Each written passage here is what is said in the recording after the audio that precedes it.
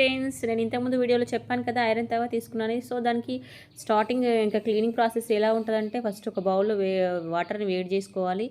వాటర్ని వేడి చేసుకున్న తర్వాత ఇలా ఒక టబ్ ఉంటుంది కదా, టబ్ అయినా సరే ఒక బౌని అయినా సరే దానిలో వాటర్ని పోసేసి కొంచెం హాట్ అండ్ కూల్ వాటర్ నింపేసి ఇలా కొంచెం మునిగేటట్టుగా 5-10 మినిట్స్ నానబెట్టుకోవాలి. నానబెట్టుకున్న తర్వాత ఇంకా దాన్ని తీసేసుకొని ఇలా కొంచెం నేనైతే ఒక ప్లాస్టిక్ పీస్ తీసేసుకొని ఇలా మామూలుగా పైన రుద్దాను.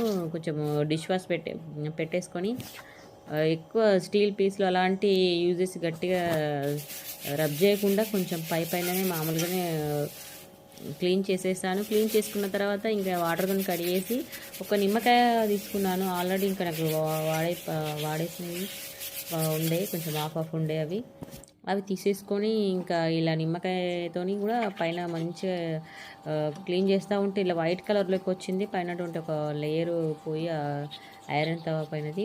సో ఈ కలర్లోకి వచ్చిందండి.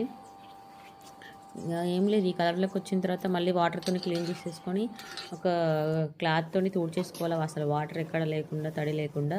కాటన్ క్లాత్ అయితే ఇంకా మంచిగా వాటర్ పీల్స్తుంది కాబట్టి అది దాంతో తుడిచేసుకోవాలి. తుడిచేసుకొని ఇంకా సైడ్కి పెట్టేసుకోవాలి. మనం ఎప్పుడైతే ఇంకా దోశలు కావాలని వేసుకుంటామో ఈ ప్యాన్ తీసేసుకొని ఫస్ట్ ఆయిల్ అప్లై చేయాలి. మొత్తం ఇంకా ప్యాన్ అంతా ఆయిల్ అప్లై చేసిన తర్వాత దోశలు పోసుకోవాలి. ఫస్ట్ తీసి కరెక్ట్ రాదు, నెక్స్ట్ సెకండ్ బాగా వస్తుంది. సో నాకు ఇంకా ఫస్ట్ కూడా బాగానే వచ్చింది ఆయిల్ అప్లై చేసిన తర్వాత. నేను అనుకున్నా, చాలా భయపడ్డాను ఈ ఐరన్ తవా తీసుకోవడం వల్ల వస్తుందో రాదో. చూడండి ఎంత బాగా వస్తుందో, స్టార్టింగ్దే ఇది ఇంకా.